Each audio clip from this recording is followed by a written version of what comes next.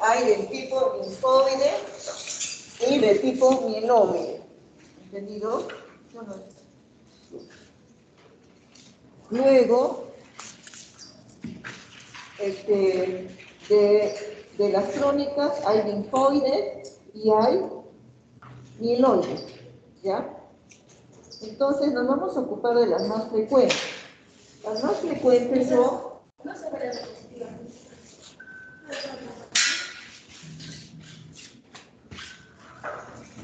No, sí está compartiendo.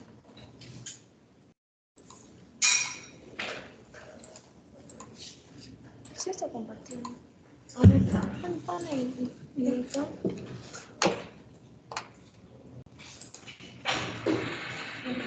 Yo dice que ahora sí. Déjame. Pónelo. No se está viendo esto, pues. ¿Dónde está el mouse? Allá. Acá está. Entonces esto de frente, así. Pero espérame, voy a poner. Ahora sí, voy a poner a los alumnos ahí. Ya está. Ya. ¿Se mira? No, dice que la cosa es que también se ve allá, no importa. No tengo yo que fijarme en eso, es lo más importante para nosotros, para la universidad. Es que no se va a poder ver. Cajón, tienes que arrastrarla. Ahí. Ahora. ¿Qué debe estar? ¿Qué dice? ¿Sí? Sí, dice vale. Ya, entonces, hablando de leucemias agudas y leucemias crónicas. Dentro de las crónicas está la mieloide crónica y la linfoide crónica. Vamos a hablar sobre esta que es más frecuente. La leucemia linfática crónica no es frecuente en nuestro medio, será por nuestra raza, más frecuente en los europeos, y la leucemia mieloide crónica sí es relativamente frecuente. Entonces, este es una enfermedad especial, dijéramos, en el sentido de que en los últimos años ha cambiado notablemente su tratamiento y ha cambiado el pronóstico. Entonces, cuando yo estaba en la residencia, quedaba solamente Diflucan y nada más, y hidroxiúrico. Pero estos pacientes, después ya con el trasplante de médula ósea, ábrele esa puerta, por favor. Con el trasplante de médula ósea, estos pacientes pueden ir a trasplante. Pero antes de que los pacientes vayan a trasplante, se creó unos laboratorios, fabricaron un medicamento nuevo, el cual cambió el pronóstico y la sobrevida de esta enfermedad. Entonces, la creación de nuevos medicamentos ha cambiado la sobrevida de la enfermedad. ¿Ya? Entonces, estos pacientes antiguamente solo vivían 3 a 4 años y actualmente con el uso de medicamentos como inhibidores de la tirosinasa, la sobrevida de esta enfermedad son de 15 años o más. Entonces, es un síndrome mieloproliferativo crónico clonal. Como dije, en una célula madre pluripotencial común a las 3 series hematopoyéticas.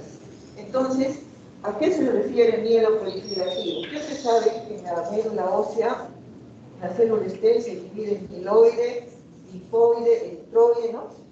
Entonces acá hay una proliferación de la serie mieloide, por eso se llama mieloproliferativo, de origen crónico, porque las células que proliferan son células, dijéramos, no son inmaduras. Y el desorden origina la célula madre. La célula madre se enferma, dijéramos, y produce una clona de células mieloides, hiperproliferación, y tiene la capacidad, ¿no?, de no morir. Entonces tiene dividida la apoptosis. Entonces esta célula madre, desde arriba es el daño y prolifera en forma clonal, o sea, se producen igualitos, en forma clonal, invade la médula ósea, sale de la médula ósea hacia la sangre periférica, luego invade el hígado, el vaso, y puede invadir también la retina de los ojos, ¿ya? Entonces el paciente puede quedar hasta ciego. Entonces una proliferación clonal. Clona significa un tipo de célula que prolifera en forma irrepetible muchas veces y que tiene la capacidad de no morir, ¿ya? Entonces, por decir, estaríamos todos en el pantalón negro, todas se proliferan en pantalón negro, pero son malignas. ¿Entendido? Son malignas. Esa intensa proliferación de la célula amiloide, o también llamada granulocítica, produce una leucocitosis marcada. Leucocitosis marcada. Entonces vamos a ver un hemograma.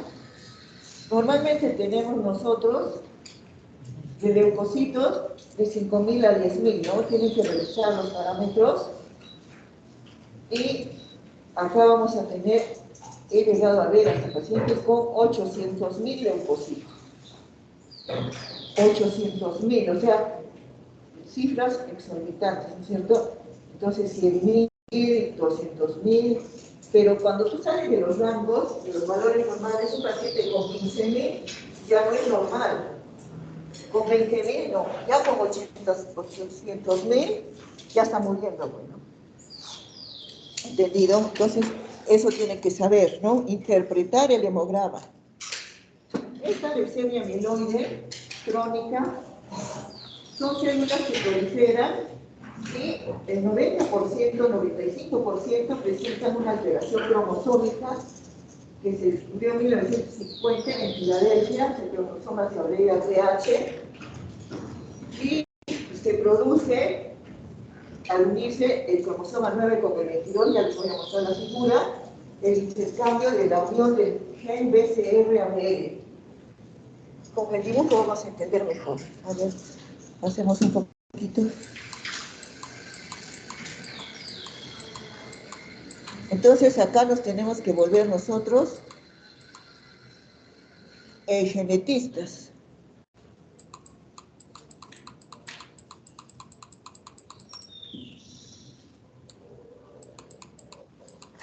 Ya. Entonces miren acá. Este es el cromosoma 9, el más grande, el cromosoma 22. 9 y 22. Entonces la translocación, el cambio de material genético del 9 hacia el lado, ¿no? Miren, está sacando el 22 y así. Hay un intercambio mutuo. Entonces es como si ella se cambiara a este lado y la señorita acá. Y al producirse ese cambio de una proteína, de un gen, ¿no? El gen produce una proteína. Entonces el gen BCR y el gen ABL se juntan, se fusionan y producen una proteína con un peso molecular generalmente de 210 kilodaltons y generará esa proteína anómala, genera la leucemia.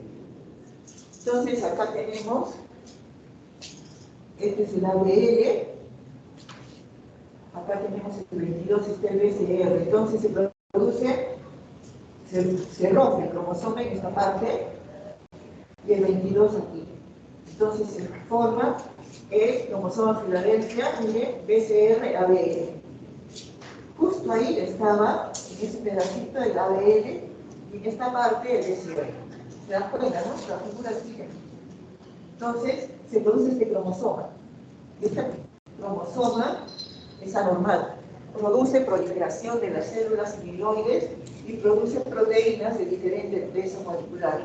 Entonces, este cromosoma lo podemos encontrar en las leucemias amiloides crónicas, en las leucemias linfáticas agudas y en las leucemias amiloides agudas. Es más frecuente en los adultos y es de peor pronóstico en las leucemias linfáticas. En los niños que tienen leucemia linfática es 5%, en los adultos se encuentra hasta en un 25%. En lo que estábamos hablando de la leucemia amiloide crónica, la presentación del cromosoma 922 con el gen BCR-ABL genera la proteína de 210 kilodaltons, existe un inhibidor de esa proteína y se genera entonces un tipo de enfermedad crónica. que tiene buen pronóstico cuando tienes este cromosoma Filadelfia. Entonces hay leucemias mieloides crónicas que no tienen el cromosoma Filadelfia. Sí. Entonces ahí no tienes nada que darles. ¿Sí? Entonces, este es el cromosoma 922, es el primero que se descubrió en el año 50. Imagínense, ustedes ni yo nacimos, y entonces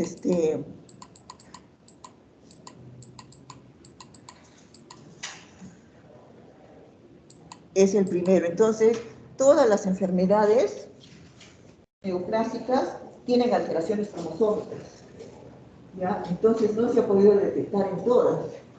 Translocaciones, lesiones, trisomías, hiperploidías, hipoploidías, todo eso se ha estudiado, para eso se necesita genetistas, ¿no es cierto? Entonces, la edad media de presentación es 47 años, el 5%, y mayores de 70 años es la de los niños, y el 50% son asintomáticos. O sea, el 50% como es crónica, ni cuenta se da. Comienza a crecer el vaso, el paciente tiene dolor abdominal, disfunción abdominal, come y se llena, tiene el ácido úrico alto, muchas veces lo tratan por gota, porque tiene el ácido úrico elevado, a veces por la rapidez, etc. Miren el hemograma con leucocitosis, miras pero no ves, ¿no? Se dice así. Entonces, nosotros lo recibimos, pero si ya tenían leucocitosis hace años con 15.000, 18.000, no les llamó la atención. Por eso, nuestra arma es el hemograma de los hematólogos, ¿sí? Entonces, dijéramos nosotros, hay que mirar, revisar bien el hemograma, y eso lo tenemos que hacer todos. Entonces, aquí son asintomáticos, no tienen síntomas. Los síntomas, miren ya, cuando se presentan, son constitucionales, como fiebre, febrícula no cuantificada, sudan por la noche, como cuando hace mucho calor, pérdida de peso, empiezan a perder peso, y pérdida de apetito. Y las molestias abdominales, dolor, como les digo, en el hipocondrio izquierdo, y represión, o sea, el paciente siente llenura postprandial, come poquito y ya se siente lleno. Y anemia, ya cuando la enfermedad progresa. Entonces, los 24 síntomas de anemia, feria, anemia, edema, se puede haber alveolares, luego hay palidez, ¿no? Taquicardia, taquimia, etc. Y otros, pues, puede haber dolores óseos, gota, hemorragias, puede haber hemorragias. Hemos tenido pacientes que perdieron la vista, que puede atacar la retina, y en algunos pacientes, en todos los años que tengo, solamente hemos visto priapismo. Una vez vi uno que tenía teníamos hemoglobinopatía S, que tenía priapismo, y uno con leucemia mieloide crónica. Ya, es raro, pero puede aparecer. Los síntomas constitucionales se deben al producto de hipermetabolismo secundario a la proliferación de la célula mieloide. La esplenomegalia, como va creciendo, es una esplenomegalia a veces gigante que llega hasta el flanco. Entonces, hay maniobras para apartar el vaso, ¿no es cierto? ¿Se acuerdan? Pero esto no necesita ninguna maniobra. A veces solamente poniendo su mano en el abdomen ya encuentran una masa que sigue hacia arriba, ¿no? Hacia el hipocondrio izquierdo. Entonces, la esplenomegalia puede ser gigante. Hay una disminución en la producción de matíes por la hiperplasia de los granulocitos. La médula está repleta de células mieloides. Hay aumento del ácido úrico porque hay mucha destrucción de células. Entonces aumenta el ácido úrico. Hay alteración de las plaquetas y la hiperleucocitosis. Entonces, en el examen físico, cuando encontramos a un paciente, vamos a ver que va a haber esplenomegalia en el 55% de los pacientes. En un 25% va a haber hepatomegalia. Palidez puede haber, ¿no? Ya con estado basal en general. adenopatías, cuando está muy avanzada la enfermedad, infiltración del sistema nervioso central en el menos del 5% de los casos. Pero puede darse, puede darse. Los virtuales no están solo 22. ¿Cuántos son? 60, ¿no? ¿Cómo hacemos el diagnóstico? Hemos dicho que este semestre, la práctica, bueno, la teoría de esto, y en la clínica lo que tenemos que aprender es hacer el diagnóstico de las enfermedades. Diagnóstico, qué exámenes se piden, qué tienes que encontrar en el examen, en el laboratorio, y qué análisis me pueden ayudar para corroborar mi diagnóstico, y luego el diagnóstico diferencial. Eso tiene que preocuparse y aprender. Entonces, el diagnóstico, la clínica, los síntomas, los signos, en el laboratorio, como les digo, hay leucocitosis. Al inicio no hay anemia, pero ya en las fases terminales, dijéramos, hay anemia, hay plaquetas aumentadas al inicio y después ya comienzan a bajar. Entonces hay leucocitosis, anemia y aumento de plaquetas. Ambos son las siglas de aspirado de médula ósea. ¿Ya? Aspirado de médula ósea, se tiene que hacer el aspirado de médula ósea. En el laboratorio, en el hemograma, ocurre algo patognomónico. Es la única leucemia que se diagnostica con sangre periférica. ¿Qué quiero decir con sangre periférica? O sea, el linfocis periférico. Entonces, evaluando el linfocis periférico, ¿qué vamos a encontrar? Supónganse que en la clase toditos somos la médula ósea. Entonces, acá hay serie linfoide, serie linfoide, serie mieloide.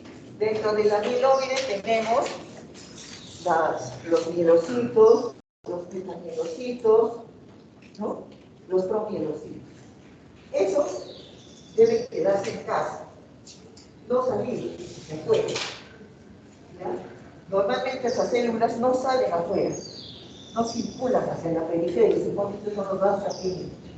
El mielocito, el mielocito, el promielo, no salen. En esta leucemia sí, salen a la sangre periférica.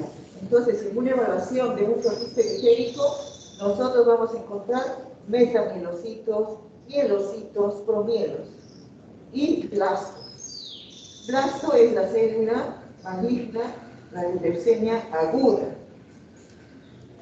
¿Estas leucemias crónicas pueden transformarse en agudas? Sí, pueden transformarse en agudas.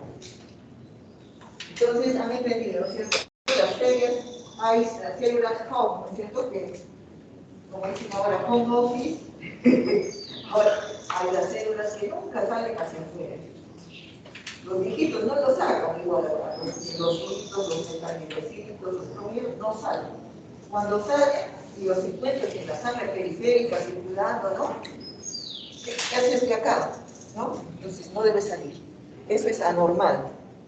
Entonces, hacemos el diagnóstico, es la única leucemia que hace el diagnóstico con sangre periférica. ¿Y qué vamos a encontrar?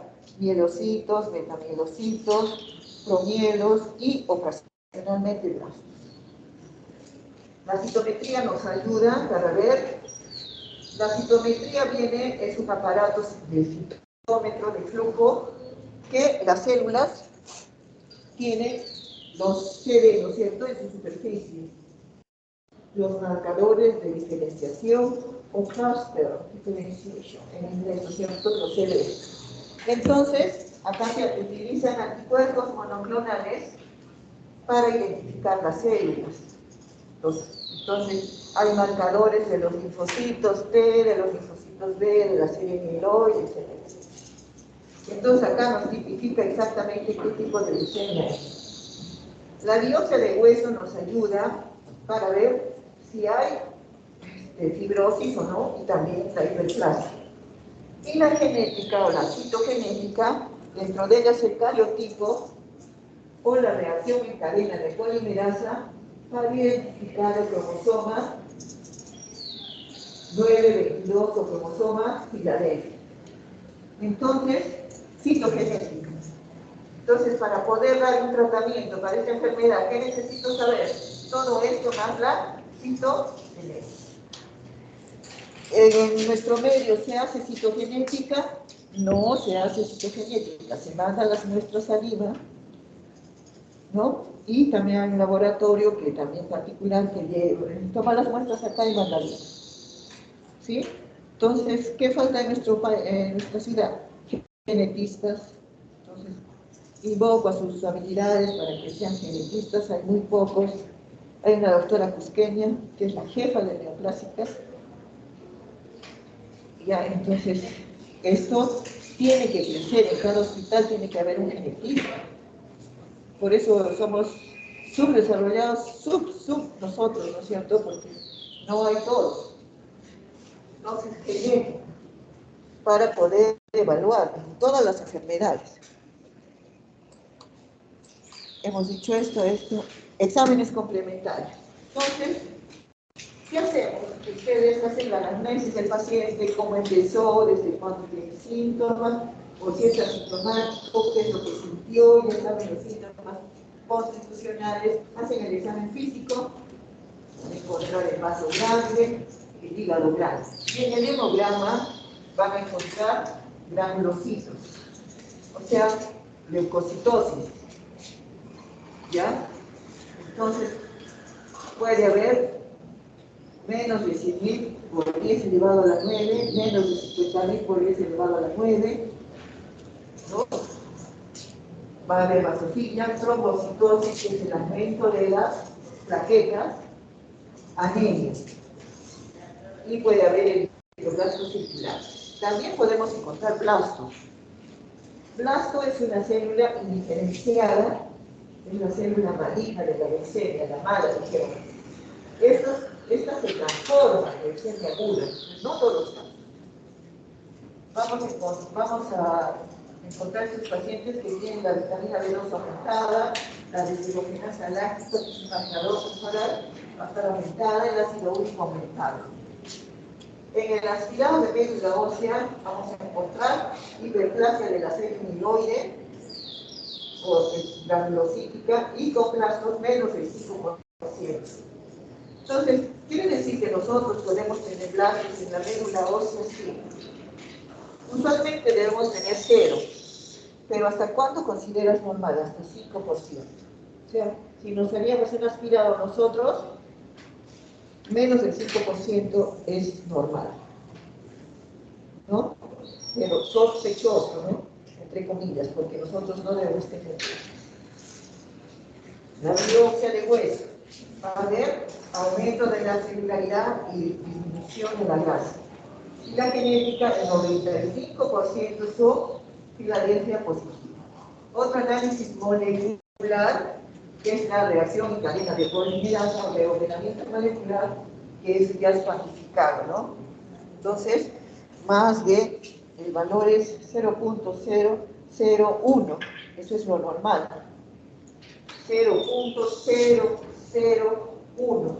Entonces, estos pacientes tienen 33%, 50, 25%. Solo hay 22, ¿no? Tienen que ingresar más. ¿Ah? Están en su casa mirando la novela. Ya, miren, este es un...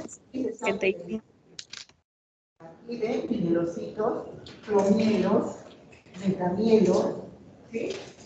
Y esos son los que no deberían de haber salido, ¿sí? Entonces, ¿cómo diagnostico? Con el frotis de sangre periférica. Y hago el resto, pero para estudiar el caso bien estudiado. Pero esta es el tips, ustedes tienen que guardarse el frotis de sangre periférica. La interpretación del hemograma es fundamental para diagnósticos hematológicos. Si ustedes ven esto, lógicamente estas células, ustedes dicen, no es un neutrófilo, no es un basófilo, ¿no? Tiene almidonado, tiene glánulos. Entonces, eso es un mielocito, metamielocito, no es normal. Entonces, eso es una leucemia amiloide crónica. Es frotis de sangre periférica. ¿Y cuáles son las fases evolutivas de esta enfermedad? tiene una fase crónica en el 95% de los casos. Luego tiene una fase de aceleración del 40-50% y una crisis blástica un 5%. ¿Ya? Entonces, hay formas especiales. Una leucemia mieloide cromosoma Filadelfia negativo, un 5%. Puede haber leucemia mieloide crónica de la infancia, nada más, de los niños, y una variante que solo prolifera los neutrófilos, variante neutrofílica. ¿Cuál es el diagnóstico diferencial? Eso es lo que tenemos que aprender en este año, ¿no? Ustedes, en diciembre, diagnóstico y diagnóstico diferencial. Entonces hay que incidir en eso. Ustedes tienen que ser, ¿cuál es el diagnóstico diferencial de la leucemia mieloide crónica? Entonces, reacción leucemoide, secundaria a infección o neoplasia. ¿Qué quiere decir eso? Cuando los pacientes tienen una infección, una sepsis, aumentan los leucocitos. Normalmente hemos dicho hasta 10.000. Entonces el paciente puede tener 20.000, 30.000 leucocitos en una infección o en un linfoma que se leucemiza, o sea, que se mete a la médula ósea, puede haber también leucocitosis. Entonces, generalmente cuando hay leucocitosis, ustedes dicen, oh, estoy con una infección, ¿cierto? Pero si aparecen mielocitos, megaglocitos, etcétera, entonces, ojo, que eso ya no es normal. Entonces, tiene que ver el cuadro clínico del paciente, etcétera, etcétera. La leucemia neutrofílica, que solo es predominancia de los neutrófilos. Hay un síndrome que solo proliferan los eosinófilos. ¿Ya? Síndrome hipereosinofílico. El paciente tiene síntomas de asma, tiene confundido como vasculitis. Es un diagnóstico un poco fastidioso porque va por todos sitios y no se diagnostica. Entonces, ¿cuánto es lo normal de eosinófilos? A ver, EB de la pantalla, EB o EU. ¿Están vivos?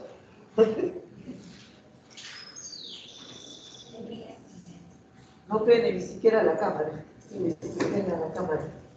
Entonces, hasta 3 en cifras relativas.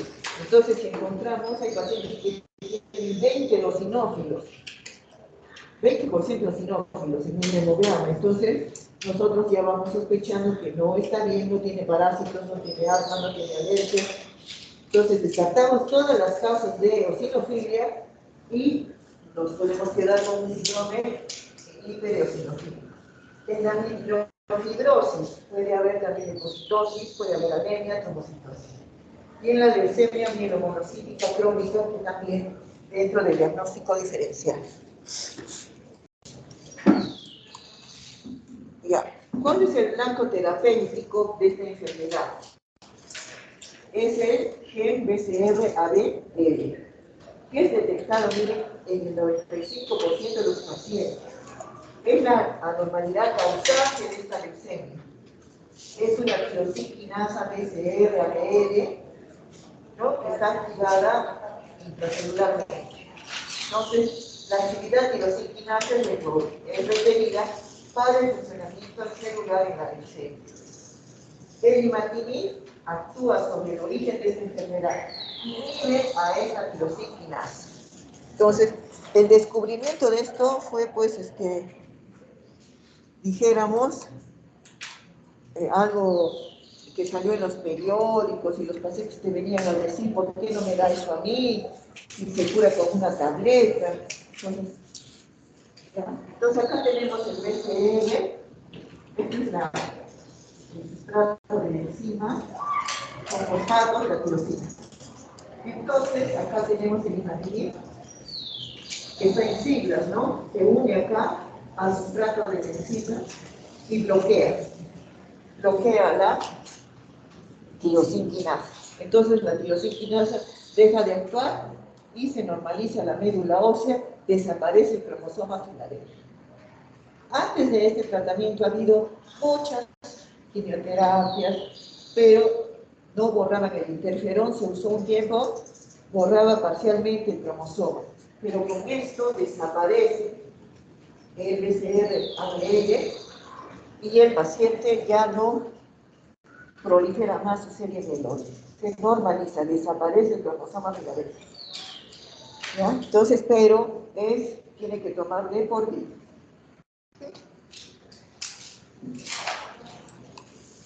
Entonces, ¿cuáles son las conclusiones? El imatinib es efectivo como primera línea de terapia en pacientes nuevos con diagnósticos de LMC, en fase crónica.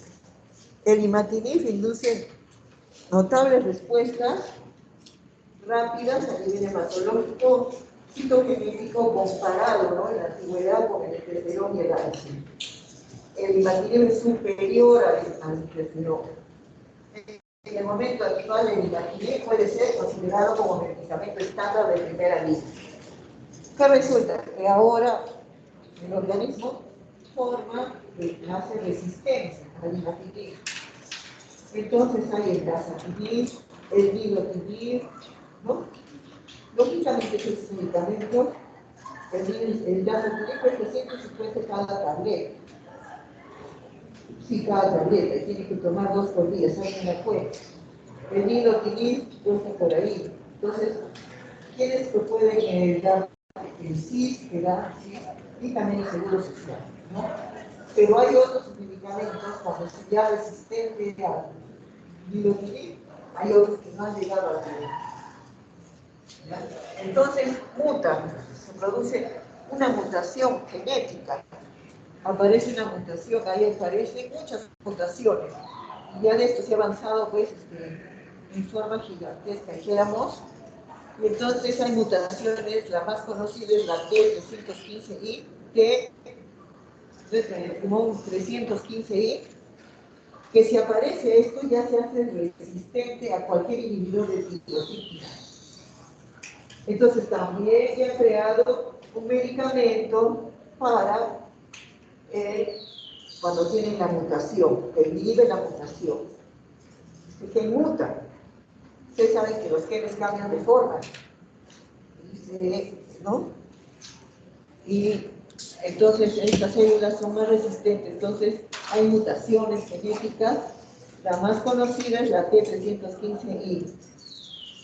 En nuestro medio tampoco se hace, tenemos que matar todo es libre. Bueno, es otro problema. Entonces, ahora leucemia aguda.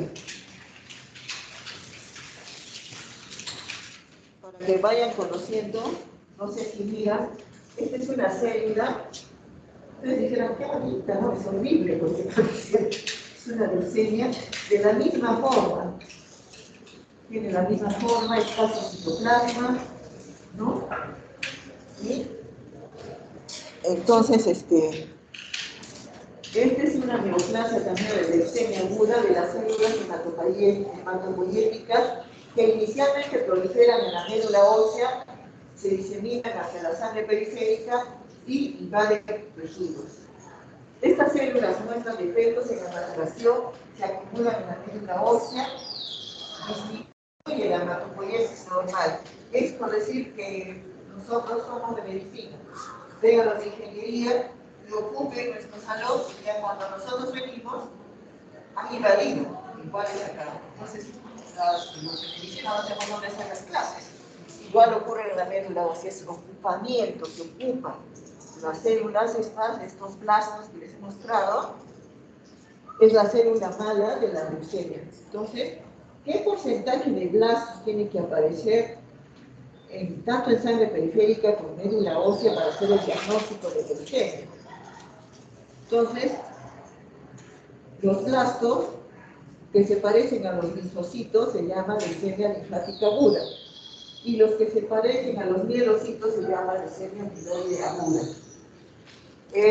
Dijéramos, en otras palabras, para que puedan entender, eso como he visto de un falso policía, no soy policía, solamente estoy usando el fenotipo, la ropa. Entonces, es un falso linfocito.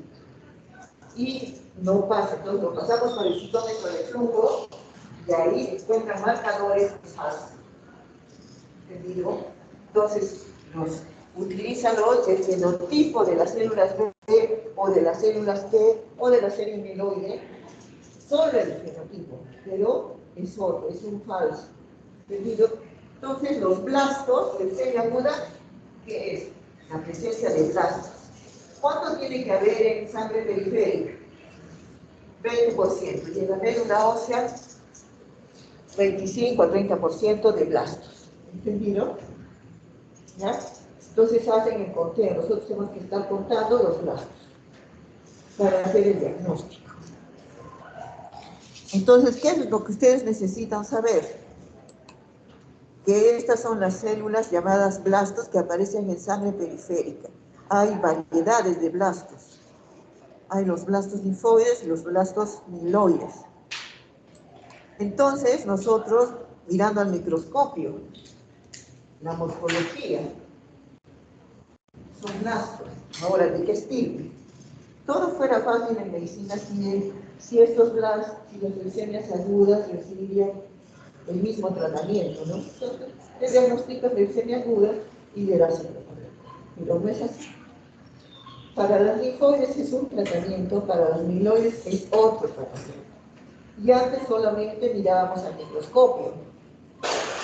Entonces, ya cuando apareció la citometría de flujo, eso nos ha ayudado a diferenciar exactamente si es de DT o si es mieloide. Entonces, nosotros podríamos, por ejemplo, acá con la señorita, éramos colegas, entonces, no, linfoide, no, mieloide, no. Entonces, ya pongámonos a hacerlo. Que venga otro, o llamemos a otro. Entonces, ¿sí? Pero eso ya no pudo. Gracias a Dios. Entonces, íbamos a una tercera persona. ¿Y ustedes? Entonces, el que tenía más experiencia. Mira.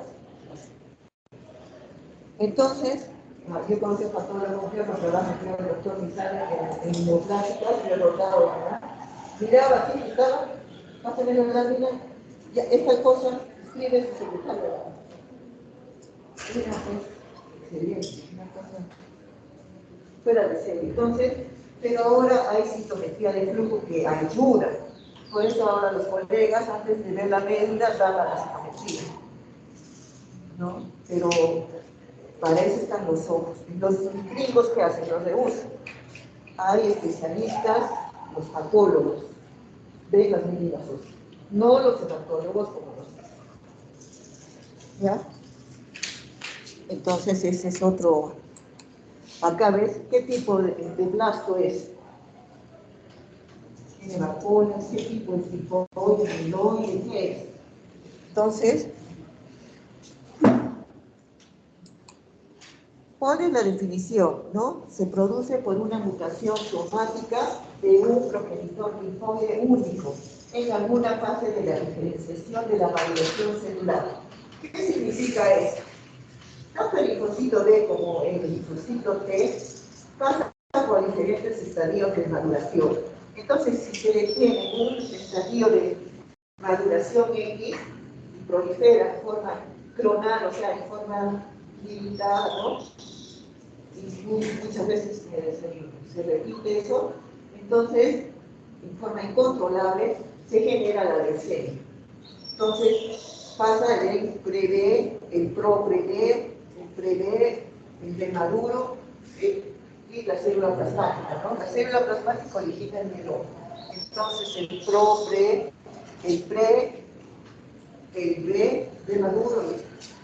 Entonces, de acuerdo a si solamente prolifera el pre-D, entonces todos son pre-D.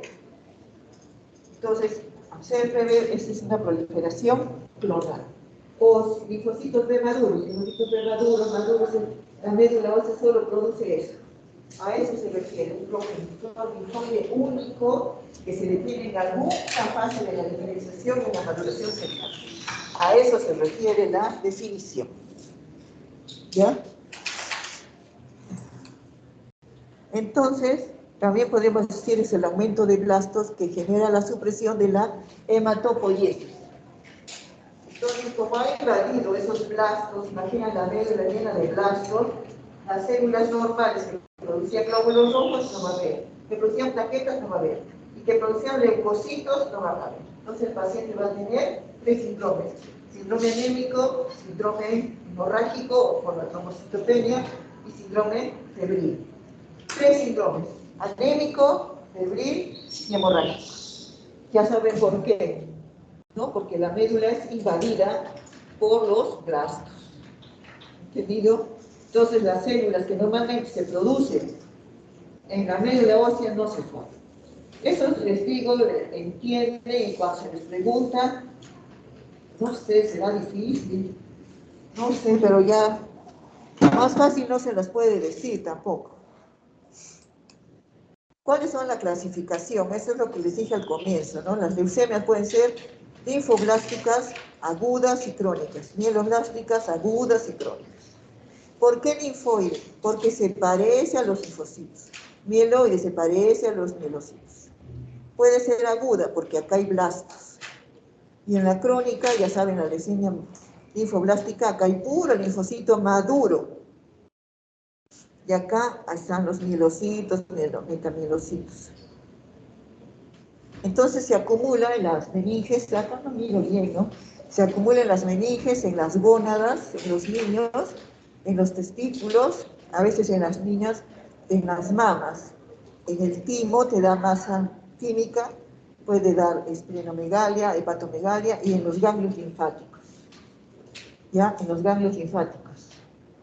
Clínicamente las leucemias podrías diferenciar en la linfoide, hay ganglios, hepato, esplenomegalia, pero en la mieloide no hay ganglios, ni hepato ni esplenomegalia. ¿Ya? Clínicamente podrías diferenciarlas. ¿Cuál es la etiología? Se produce por mutaciones sucesivas, hay alterocenos en los genes implicados en proteínas que alteran la estabilidad del ADN, pueden ser por el medio ambiente, puede ser genético y puede ser ambiental, ¿no? Entonces, las radiaciones ionizantes, no las radiaciones del sol, ¿no? Que eso produce melanoma, sino las radiaciones por las bombas atómicas, ¿no? De Hiroshima, Nagasaki, produjo leucemia, ¿no? A los que quedaron vivos, que han hecho los estudios, los que estaban cerquita, los que estaban no sé a cuántos kilómetros, murieron con cáncer, con leucemia, con otros tipos de cáncer. Mutágenos químicos, ¿no saben? Entonces, por eso de ahí que los pesticidas, eso que fumigan las plantas, todo, ¿no? Los tomates dice que son llenos de pesticidas porque si no se lo comen los gusanos, entonces, y los pesticidas que se usan en la agricultura en el Perú, dice que no se usan en otras partes del mundo, o sea, nos están matando, y las mineras utilizan el mercurio circula por las aguas, ahora el petróleo, entonces, a no comer pescado, no tomar agua, no sé. Entonces, todas esas sustancias, todo eso afecta al ambiente y produce a las largas cáncer o leucemia, ¿no? Pero a veces hay pacientes que no tienen microcáncer, factores discernibles, no encuentras, ¿no? Y virus también. En todo están metidos los virus. Ya, ahora la incidencia es frecuente en menores de 15 años. Entonces, por eso han visto los niños que salen con leucemia, todos peladitos, igualitos, ¿no? En los niños menores de 15 años. Niño todavía consideran los gringos hasta los 15 años, ¿no es cierto? Y cuando adquieren libertad es a los 18, ¿no? Pero en Estados Unidos es a los 21. Cuando ya tienen DNI y allá pues tendrán su pasaporte, que tendrán, ¿no? Pero son niños hasta los 15 años, hasta aquí los ve el pediatra hasta los 14, ¿no? ¿Ustedes los ve el pediatra alguno? Todo. Ya. ¿Cuáles son los factores? Hay factores genéticos predisponentes del 5%. Los síndromes genéticos, o sea, un niñito con Down, coma, Cantú, anemia de Fanconi, ataxia telangiectasia, tienen 10 a 30 veces mayor el riesgo de presentar leucemia. O sea que además de tener el Down, ese niño puede tener 10 a 30 veces más que la población normal de hacer leucemia. Y no solamente el Down, sino el Cosma, el Luz, la hernia de Fanconi y el cáncer de la exposición continua a rayos X. Por eso los radiólogos tienen su marcador ¿no? Para ver cuánto de carga de radiación están usando. Las radiaciones en el Sol son acumulativas, tenemos alumnos. Ustedes que van a la playa, pueden estar en la playa o han visitado, no sé, en esas épocas, se acumulan en el cuerpo. Son acumulativas. Entonces producen melanoma, ¿no? Ustedes dicen, no se puede, se más en la raza blanca. Mentira. Mutaciones del P53, que cuando había oncología, por eso presidiría oncología de esta casa. El P53 es el gen supresor de tumores. Entonces, una mutación del P53 hace producir leucemia. Hiperploidía, se considera que tiene hiperploidía mayor. ¿Cuál es el número de cromosomas? ¿No?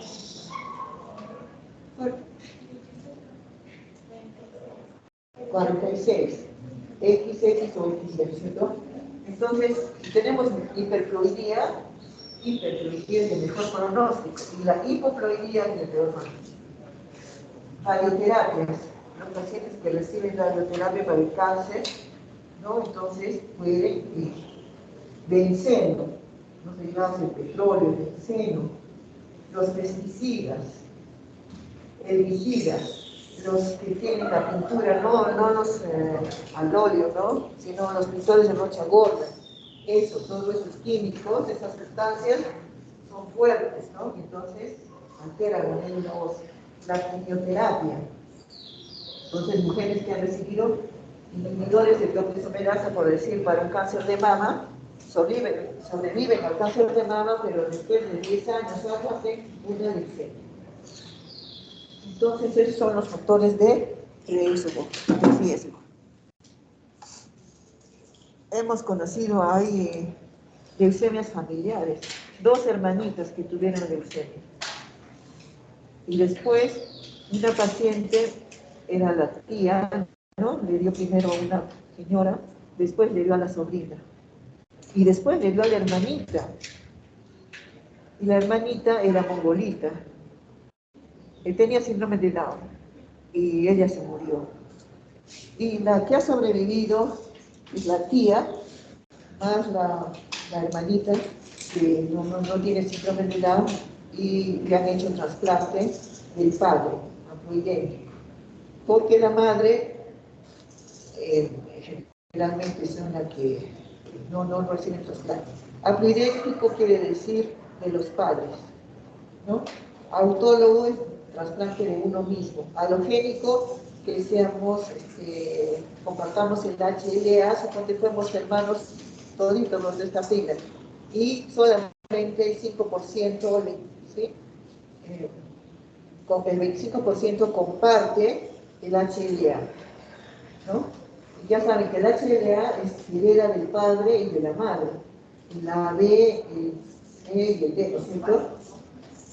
Entonces hereda del padre y de la madre. Entonces, el hijo comparte alelos del padre y de la madre. Por eso se puede saber también la paternidad, ¿no? Y los hijos comparten del padre y de la madre, pero no igual.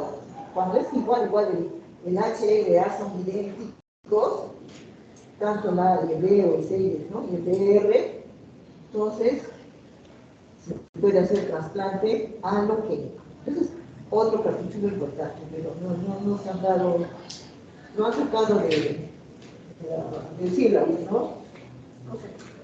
Pero era importante el trasplante, ¿no? Quizás después podríamos hacer un cursito de trasplante.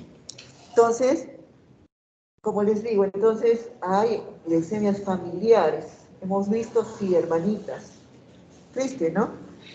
Los síntomas y los signos van a ser de los síndromes derivados, ¿no es cierto? Si tiene anemia, tiene fatiga, letargia.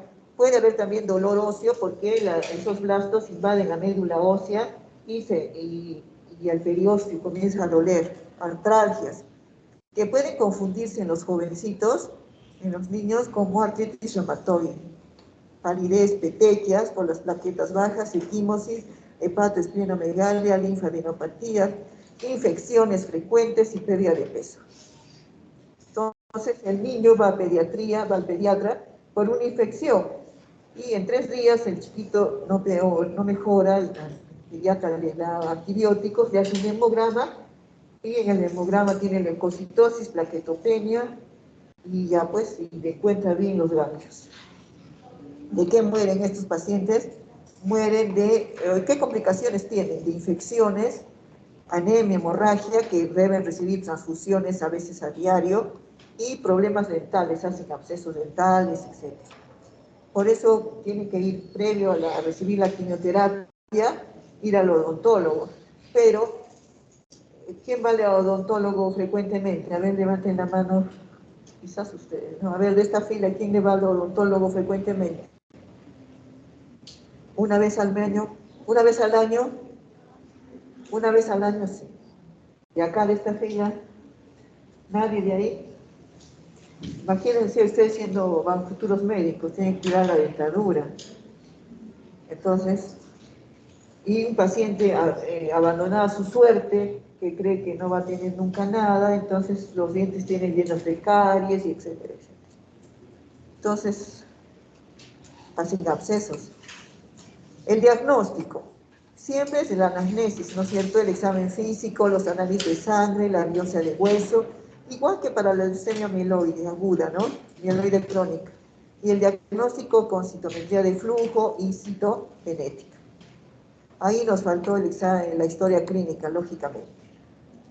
¿Qué vamos a encontrar en el laboratorio? Vamos a encontrar anemia, trombocitopenia y blastos. Los blastos tienen que ser contados. Los blastos, ¿qué ocurre en el laboratorio, en la práctica, no? Estamos hablando de nuestra realidad. Sin ofender a nadie, son confundidos como linfocitos. Entonces, vemos un hemograma que hay anemia, trombocitopenia, leucocitosis y linfocitos 60%. ¿Cuánto es lo normal de linfocitos? De 25 a 40. Tiene 80%. Entonces, no los han visto los blastos, los confunden como linfocitos. Eso les digo entre nosotros, ¿no? Pero debe haber blastos para células. Entonces, a veces en el laboratorio de les comen 80% de blastos. ¿Qué va a hacer? Y digan, sí, pues. Entonces, no interesa el lugar donde estés, no te interesa que hagas las cosas bien. ¿Sí? Entonces, blastos son las células de la leucemia. Los leucocitos periféricos, o sea, es variable, ¿no? La leucocitosis. El 25% de los pacientes tienen muy alto. 50% tienen entre 50.000, de 5.000 a 50.000. Y el 25% tiene leucocitos menos de 5.000. Nunca me he equivocado. El 20 tiene muy alto, mayor de 50.000. Me he equivocado, ¿ah? Que no se puede modificar ahora. Aquí, acuérdense que aquí me he equivocado, es mayor de 50.000. Puede llegar a 100.000 leucocitos. Y ese es el peor pronóstico. ¿Ya? El estudio inmunogenotipo, eso es lo que se denomina citometría, ¿no es cierto? Marcadores de sensibilidad para el CD19 es el IPV. Para célula T es el CD7, el CD13. Para las células mieloides, el CD13, el CD33 y ustedes saben que los neutrófilos tienen enzimas, las peroxidasas, las peroxidasas, y entonces sale la MPO, que es las siglas de la mieloperoxidasa positiva. Entonces, en la citometría de flujo te ponen MPO positivo. Entonces, con CD13 y CD33, entonces está hablándote de una leucemia mieloide aguda. ¿Ya? Entonces, acá les he traído una citometría de una leucemia aguda. Entonces, las células corren de acuerdo, dijéramos, a la derecha o a la izquierda, ¿no es cierto? Entonces, se ve la proliferación, CD10, se ven los marcadores, dónde migran las células. Y por eso, el citometrista tiene que estudiar esto, ya sabe dónde migran y cuáles son los valores. Acá utiliza el CD45, acá el CD71. ¿Sí? El CD10, los linfoide. CD10 es linfoide. Entonces, acá también otra citometría en leucemia mieloide aguda. Entonces, cada tipo de células, estos las van marcando y saben dónde son la diferenciación. Entonces, miren todo esto, ¿no? Estos son los blastos. Eso tenían que rotar un ratito donde la doctora Patti Gomán se normalice todo. El estudio citogenético, el estudio de la genética de los cromosomas, la normalidad también más frecuente en esta leucemia es la translocación número 22 que produce la fusión del PCR y del ADN, ¿no? 20% en los adultos, 5% en los niños. Otras translocaciones son los genes T a NR1. ¿Sí? Entonces, hay muchas translocaciones, muchas alteraciones genéticas. ¿Ya? Pero en la leucemia linfática aguda es de peor pronóstico que tenga cromosoma Filadelfia. Esos pacientes tienen que ir a trasplante, si no se mueren. ¿Entendido? Si no se mueren. Este es el estudio citogenético y después van cortando, ¿no? Van cortando, acá tenemos el 22 y el 9, y entonces la translocación 9-22. Entonces, eso hacen en el neoplásicas en Lima, en los laboratorios particulares, ¿no? Porque esto ya les mostré. Los factores pronósticos. Si el paciente es de 1 a 9 años y de 10 a 15 es de mejor pronóstico. Menores de 1 año es un pronóstico desfavorable. Y de 30 a 35 también es desfavorable. Si el paciente es varón, es peor pronóstico. Si los leucocitos son superiores a 50.000, ¿no? Es menor riesgo, pero si es mayor de 100.000 es de alto riesgo. Me he equivocado con las flechitas. En los adultos que tienen 25 a 30 años es mayor riesgo y mayor mortalidad. ¿Quiénes no? ¿Cómo podemos saber qué factor pronóstico? Si es hombre, la edad, ¿no?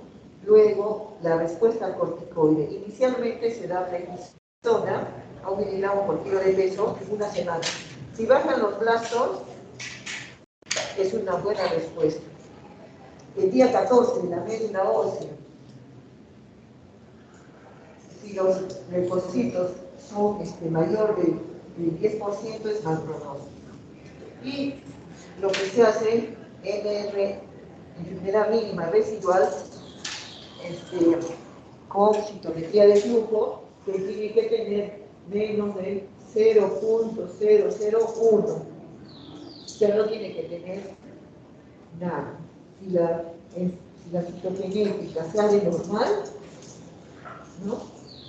Entonces el paciente potencialmente curable. Entonces, ¿cómo se evalúa la enfermedad mínima residual? Se hace con citometría de flujo. Y si hacemos el cariotipo, ¿no? Estos pacientes también tienen que recibir imatinib, dasatinib, pero en las leucemias linfáticas los estudios mencionan que funciona el DAS. Entonces, yo tengo un paciente, uno de los pocos que sobreviven, porque los adultos no sobreviven, no nos metamos nosotros, no sobrevive uno, es ingeniero que toma dasatinib y hace como 10 años, está vivo, gracias a Dios, ¿no?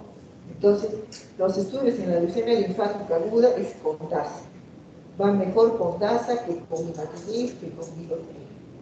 Pero el DASA tiene un efecto colateral que produce derrame pleural. Este paciente ha tenido derrame pleural, entonces habrá que consultarlo a los expertos, que darle, ¿no? Imatinib otra vez, porque el vilotinib no le va a dar.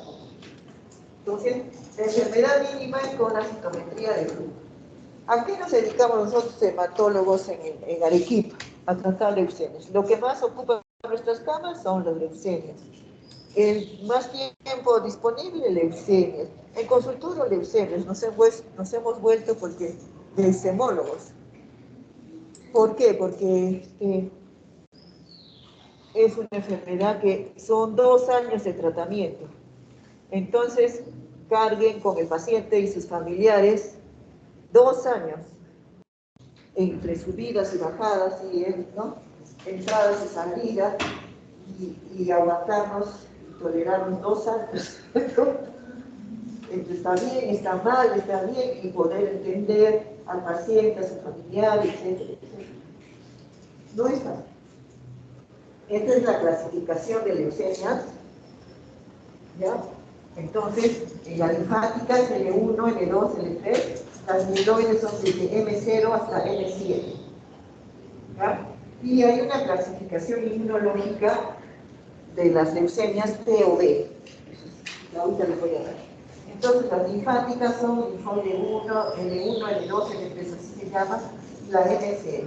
Y acá la M3, la promielocítica, es la que tiene mejor pronóstico, será el inhibidor del ácido transretinoico, y con ese el paciente, más quimioterapia, el paciente se cura. De todas esas, es que se llama la que es curable. Después de las otras, solo con trasplante. De estos pacientes se ha hecho estudio en el Perú, 40% de respuesta. 40%. En Estados Unidos dicen 80%, ¿no? De sobrevida. Acá nosotros tenemos 40%. ¿Por qué? Porque tenemos que ser realistas, somos subdesarrollados. No tenemos cómo hacer el diagnóstico. No, ahora no hay quimioterapia. Y acá, el trasplante. Con quimioterapia solo vive 10% de pacientes. Con trasplante hasta 50%. O sea, el paciente con leucemia amiloide tiene que ir a trasplante. Entonces, la realidad es nuestra realidad, pese a quien le pese, ¿no? Entonces, ustedes van a ver las respuestas de tratamiento en los niños en otros sitios, en el Children's Hospital, 80%. ¿Qué pasa en el hospital? Es comer, 40%. ¿Por qué? Pues son malos médicos. No, es otra realidad.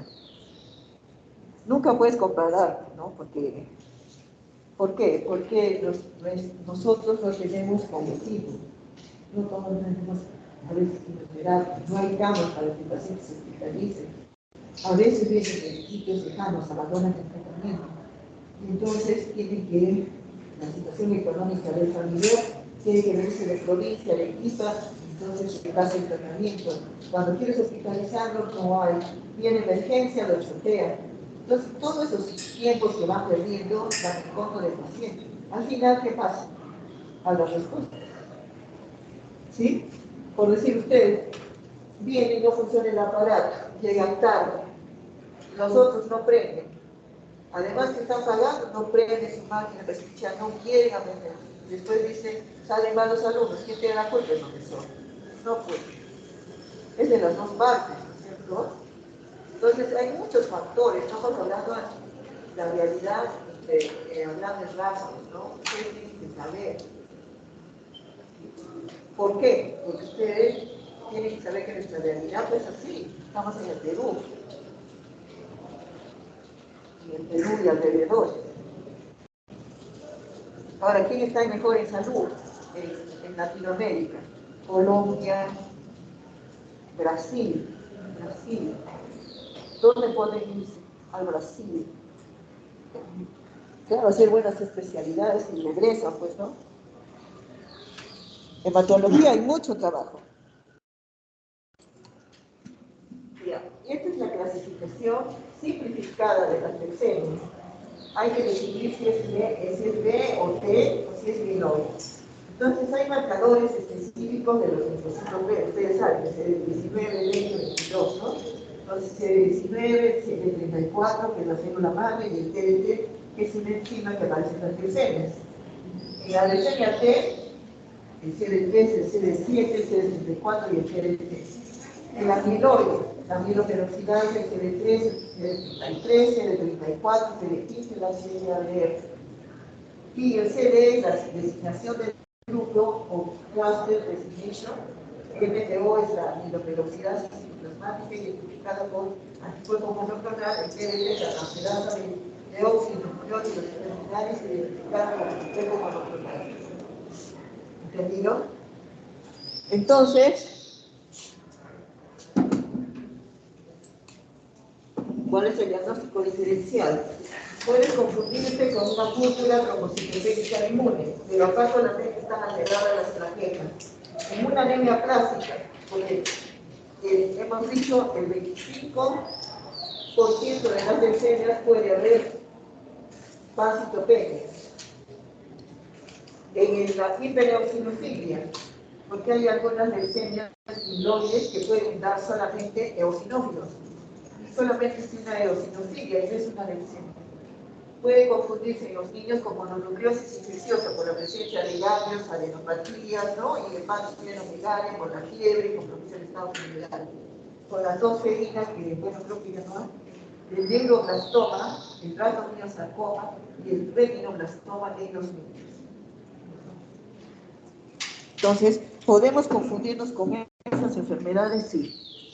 Hay muchas más. Incluso hay la infección por arañazo de gato, la fiebre por arañazo de gato. Entra en el diagnóstico diferencial de las leucemias agudas. El gato es bonito, pero es muy peligroso. ¿Cuál es la terapia? Estos pacientes no solamente tienen alteraciones en la sangre, ¿no? Tienen alteraciones metabólicas, o sea, del medio interno. Pueden tener alteraciones electrolíticas, puede haber hiperuricemia, hipercalcemia, hipocalcemia, puede haber alteraciones de la función renal, con creatinina aumentada, alteración de las funciones hepáticas, puede haber compromiso pulmonar, ¿no? La hiperleucocitosis invade todos los órganos, y en algunas excepciones puede haberse leucoféresis, o sea, sacar los leucocitos en las máquinas, se sacan los leucocitos.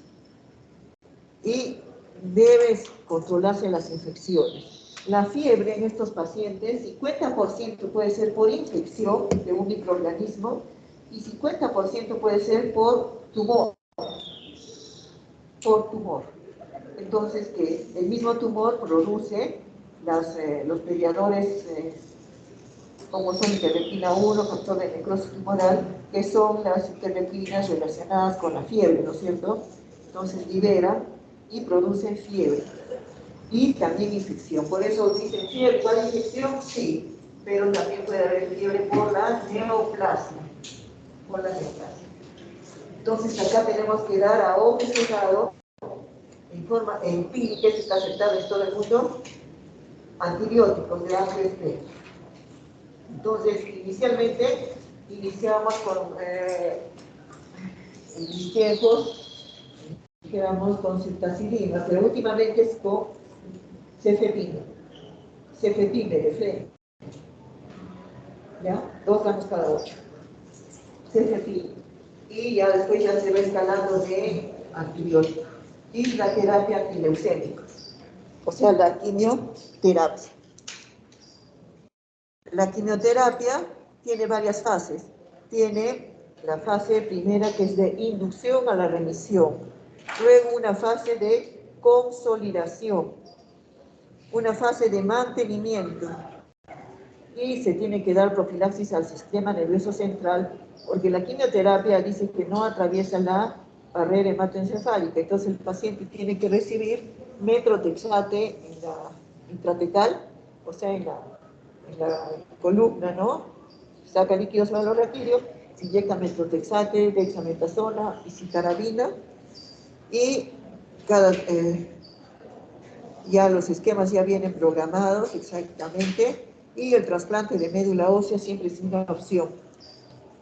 Y acá tenemos, esto me hicieron los alumnitos el año pasado, de un librito antiguo, que ya tenía de fisiopatología. Entonces, la leucemia es una alteración funcional o numérica de las células de la sangre. Va a haber disminución de plaquetas, va a haber hemorragia, alteración de los eritrocitos, va a haber anemia, y los neutrófilos no son normales, hay leucocitosis, pero no funcionan, hay susceptibilidad a los síntomas generales van a ser fiebre, pérdida de peso, en la piel pueden aparecer leucemoides, tumorcitos. En el hueso hay el dolor esternal que presiona el esternón, es el signo de Winthrop, con W, Winthrop, y les duele, ¿no? Puede haber infiltración en los huesos y puede incluso haber fracturas patológicas. En el pulmón puede haber aumento de los ganglios mediastínicos ciliares, incluso puede haber derrame renal por la presión. En el riñón, por el exceso de ácido úrico, porque estas células anormales son destruidas muy rápidamente, puede haber hemorragia, infección, hiperuricemia, ¿no? Y en los ganglios va a haber acúmulo de las células leucémicas, de los blastos, ahí están metidos adenoganglios. En el sistema nervioso central, puede infiltrar el parénquima, pero infiltra las membrinas, o sea, el líquido céfalo-raquídeo. Entonces te da hipertensión, le da al paciente hipertensión endocraniana, cefalea intensa, náuseas, vómitos, papilledema, y puede dar también en la columna, en la médula espinal, compresión medular. Entonces, un libro de brasilero, bonito, ¿no? Para que ustedes entiendan cómo es la leucemia, ¿no? No es tan sencillo. Creo que ahí acabamos, ¿no? Mi querida señorita delegada. ¿Qué hora es? Sí. Mañana creo, ¿no? Sí.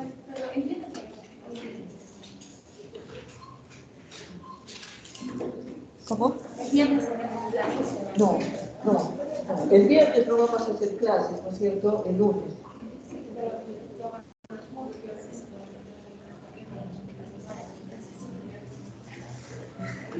Pero el viernes me han dicho los alumnos que no hacemos prácticas. No, pero hoy ya dictemos y ya lo dictamos el viernes.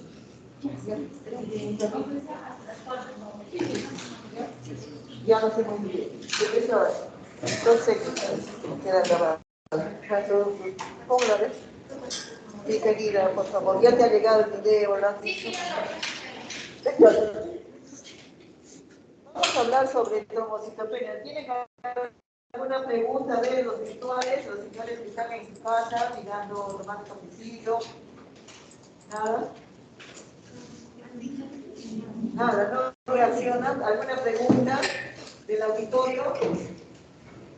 Señores alumnos, ¿todo está claro? ¿Por qué el programa se ve la ¿por qué se graba distinto en los niños, en los adultos? ¿Cómo? Que, por ejemplo, una neutropenia es normal en un niño y en un adulto es delicado. ¿Por qué hay esas variaciones? Ya les he dicho que a partir de los 12 años el hemograma se considera del adulto. Hay variaciones en edad, por decir, en los niños, el hemograma normal y el linfocitosis. ¿Ya? En los niños de 8 años, por decir, un niño de 8 años, tú ves el hemograma tiene linfocitosis. Pero una persona adulta de 20 años, 30 años, el que tenga linfocitosis no es normal. Por eso ustedes tienen que saber los números exactos del hemograma, tanto en cifras absolutas como en cifras relativas. ¿Cuánto es el número de linfocitos? De 25 a 40. Y que un paciente tenga 60%, o tiene una infección viral, o tiene, ¿no? O tiene una monoclosis, o tiene una lesión. ¿Entendido? Ahora, ¿por qué el hemograma es diferente? Porque son personas diferentes. Pues un niño tiene un bloque de inmunidad, el otro es inmunidad, su medio es diferente. ¿Sí? Quiero escuchar allá. Ya. Vamos a hablar de trombocitopenia. Un ratito, no se puede. A ver, Taquito. Venga, ayúdanos. Listo. No se puede. Ya. Vamos a ir avanzando. La trombocitopenia, ¿a qué se refiere el trombo? Se refiere a... ¿Qué significa disminución? Disminución de las plaquetas. ¿Ya? Disminución de las plaquetas. Entonces, cuando disminuyen las plaquetas en la sangre, el paciente va a tener sangrado. sangrados por la piel y por las mucosas. ¿Cuáles son las mucosas? De la nariz, de la boca y de todo el tubo digestivo, esas son las mucosas. Entonces el paciente va a tener en la piel equimosis, petequias, moretones y puede tener sangrado digestivo, o puede tener por las vías urinarias hematuria franca. Si es una paciente mujer, sus menstruaciones van a estar prolongadas. ¿No puede? No, es que se ha congelado acá el 15. No hace caso. Nada. Ya puse, mira, unirse y nada. Sería cuestión de cerrar acá. Pero si sale, no sé. Tendré que volver a entrar. Mira, ve. Dice acá, mira. Acá dice que no se puede conectar y allá no te aparece nada. A ver, lo voy a desconectar de la tele. ¿Ve? Recién me hace caso. ¿Qué cómico? Windows.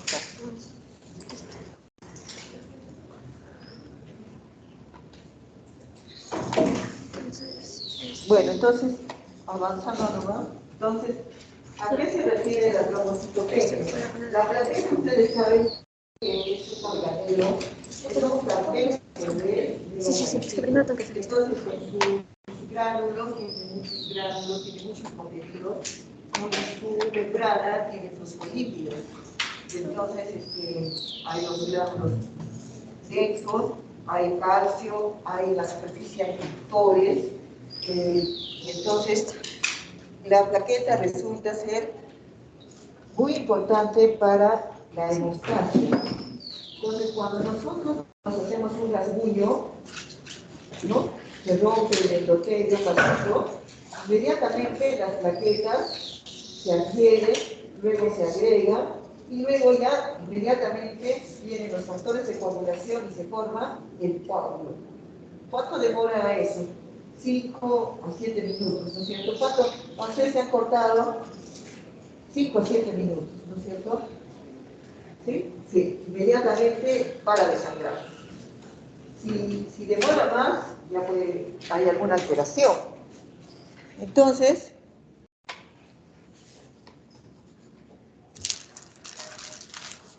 no obedece el mouse ahí. Esta es la plaqueta.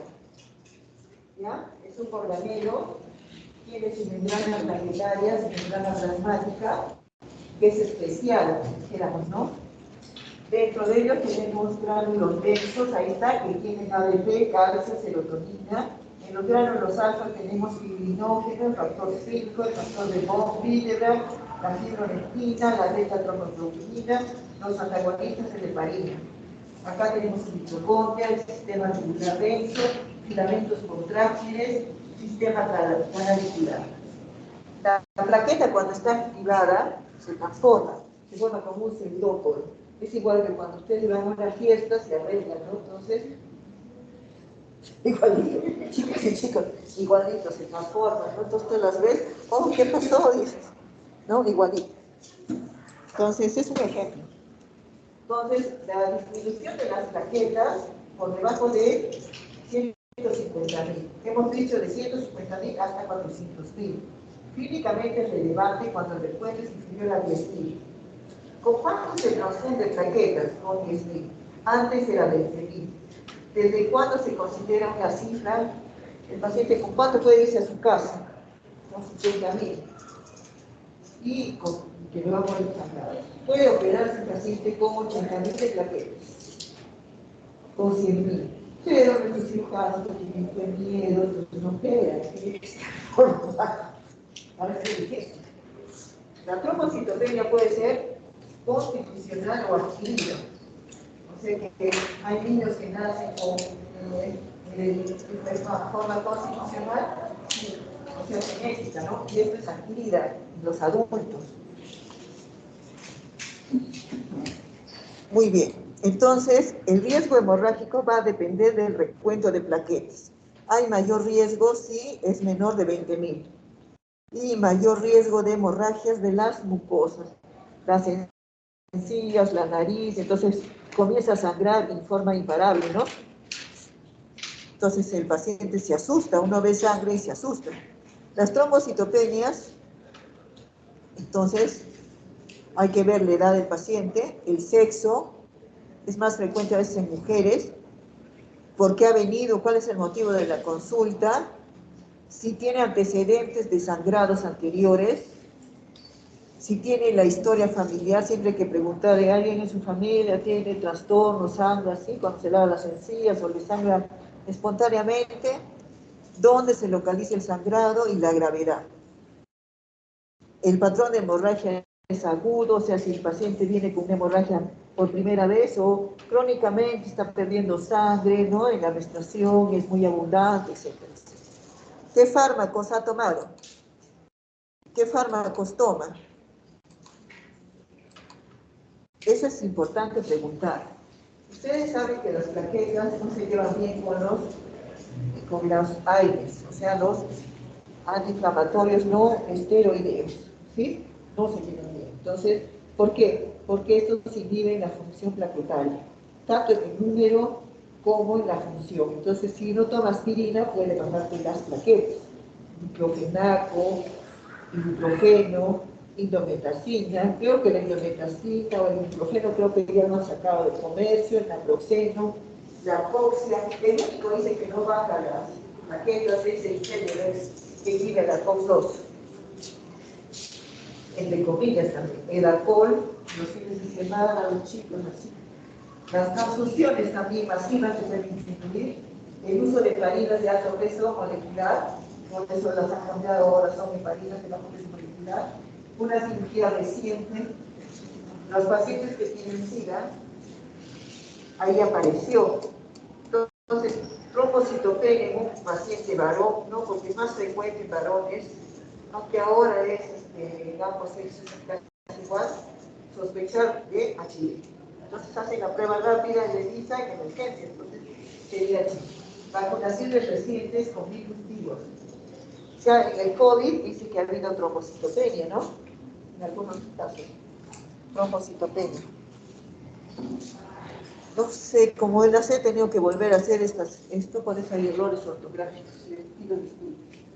Usualmente manifestaciones hemorrágicas, púrpuras, lesiones en los miembros inferiores, epistaxis, si son mujeres van a tener menorragia, nefrorragia, gingivorragia, que pueden ser detectados en pacientes en forma casual, en forma de rutina. El paciente no tiene síntomas y de repente le haces un recuento de plaquetas y tiene 100.000.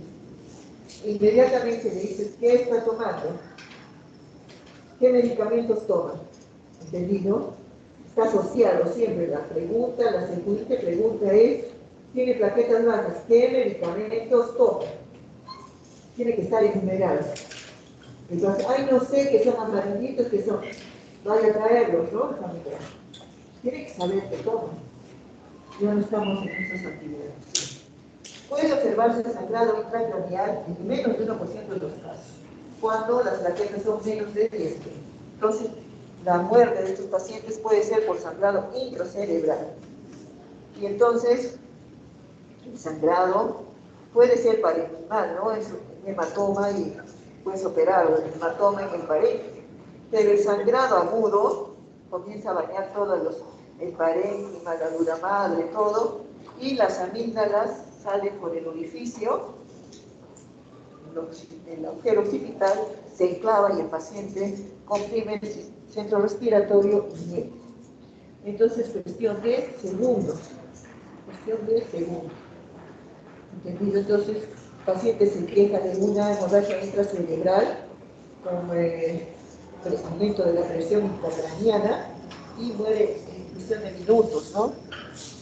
Entonces, esto es bien severo. La historia natural de los casos pediátricos agudos, el 90% se autolimita. Entonces, aquí el paciente, los niños, generalmente a veces no se les da tratamiento. Y va precedida de un cuadro viral previo que puede esperarse la resolución completa en 3 o 6 meses. En los adultos, esto es lo pesado, ¿no? Son crónicos con resolución espontánea rara. Entonces, un paciente que tenga PPI adulto en forma crónica, entonces constantemente voy a la emergencia, he tenido sangrados, me han puesto transfusión, me han puesto corticoides, y ya cada vez ya el paciente está aburrido de su vida y va a la emergencia, que me han bajado las plaquetas, hasta que logre entender cómo es su enfermedad. Entonces el paciente muy ansioso. Los niños, como les digo, la evolución es espontánea, o sea, se autolimita y pero no todos, también hay casos que necesitan otras cosas, ¿no? Las trombocitopenias constitucionales. Entonces, acá existen alteraciones en la membrana de la plaqueta. Entonces, falta la glicoproteína 1B, que es la enfermedad de Bernard-Solier. La trombastenia de Glasman es la glicoproteína 2B3A, que es el receptor de fibrinógena. Los pacientes tienen sangrado. Otros efectos de las glicoproteínas, déficit de la actividad coagulante. Entonces, ¿cuántas transplastenias de Glasman haya visto yo? Una cuando era interna del Hospital General. Le hicieron el diagnóstico a ese paciente en Lima, pero la muestra la mandaron no sé dónde. Ya, en la patología intraplaquetaria, los gránulos pueden haber alteración de los gránulos densos, puede haber patología de la megacardocitopoiesis asociada a clase del radio. Entonces el paciente no tiene el radio, nace sin el radio, entonces el bracito entonces es deforme y ese paciente además tiene alteración de las plaquetas. Trombocitopenia asociada a la puede haber anomalías complejas de los mecanismos no conocidos, como no bien conocidos, como el de Wiskott-Aldrich. Una más y hasta la 10.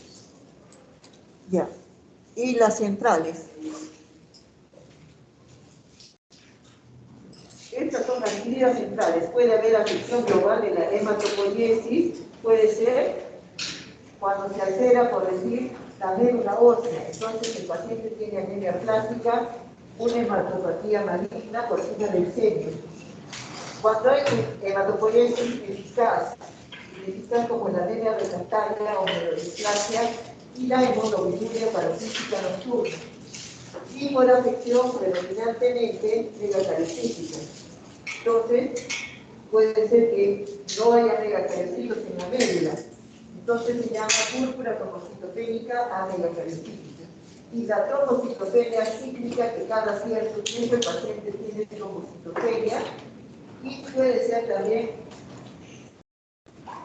refractaria y puede estar relacionada a una infección. Entonces, en la infección, acuérdense, el HIV, la brucelosis y el cólera también. Ya hemos pasado el cólera nosotros. Entonces, ahí nos quedamos, ¿ya? Entonces, mañana, por favor,